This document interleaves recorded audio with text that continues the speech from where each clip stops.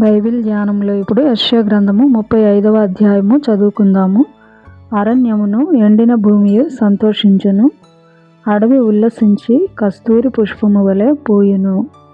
అది బహుగా పూయుచు ఉల్లసించును, ఉల్లసించి సంగీతములు పాడును. లెబానోను సౌందర్యము దానికి కలుగును, కర్మెలు షారోనులకున్న సొగసు దానికుండును. అవి యెహోవా మహిమను, మన దేవుని తేజస్సును చూచును. సడలిన చేతులను బలపరచుడి, తొట్రిల్లు మోకాళ్లను దృఢపరచుడి.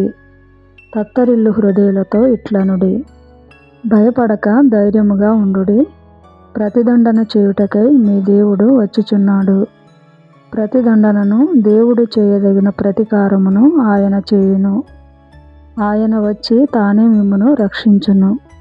గ్రుడ్డివారి కన్నులు తెరవబడును, చెవిటివారి చెవులు విప్పబడును. కుంటివాడు దుప్పివలె గంతులు వేయును, మూగవాని నాలుక పాడును. అరణ్యములో నీళ్లు ఉబుకును, అడవిలో కాలువలు పారును, ఎండమావులు మడుగులగును.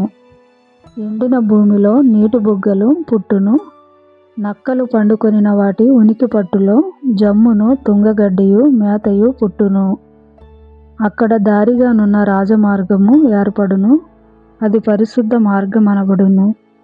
అది అపవిత్రులు పోకూడని మార్గము, అది మార్గమున పోవు వారికి ఏర్పరచబడును. మూఢులైనను దానిలో నడచుచు త్రోవను తప్పక యుందురు. అక్కడ సింహం ఉండదు, క్రూర జంతువులు దాని ఎక్కవు, అవి అక్కడ కనబడవు. విమోచింపబడిన వారే అక్కడ నడచుదురు. యెహోవా విమోచించిన వారు పాటలు పాడుచు తిరిగి సీయోనునకు వచ్చెదరు. వారి తలల మీద నిత్యానందముండును, వారు ఆనంద సంతోషములు గలవారై వచ్చెదరు. దుఃఖమును నిట్టూర్పును ఎగిరిపోవును.